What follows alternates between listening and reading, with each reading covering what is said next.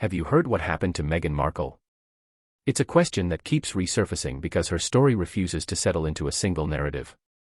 What actually happened to Meghan isn't one dramatic incident, but a slow, highly public unraveling of a modern fairy tale that exposed the darker side of fame, royalty, and public judgment.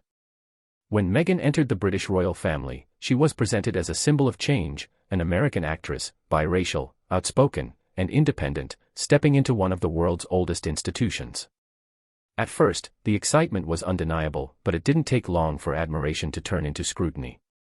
Every word, gesture, outfit, and facial expression was dissected, often compared unfavorably to others, and framed in ways that felt relentless and, at times, deeply personal.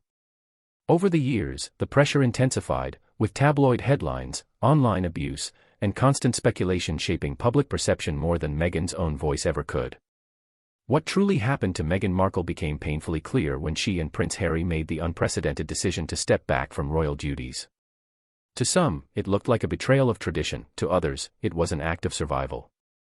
Meghan later spoke openly about her mental health struggles during that period, revealing how isolated and unsupported she felt behind palace walls. These revelations shocked many who assumed royalty meant protection and privilege at all times. Instead, Meghan described an environment where expectations were rigid, help was limited, and vulnerability was seen as weakness. The now famous interviews that followed didn't just fuel controversy, they forced a global conversation about mental health, media responsibility, and the cost of living under constant judgment. After leaving royal life, Meghan's world changed again.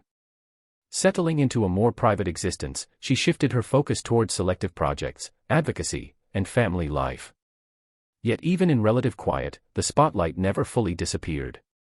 Every business venture, podcast episode, interview, or public appearance was framed as either proof of empowerment or evidence of hidden motives, depending on who was watching.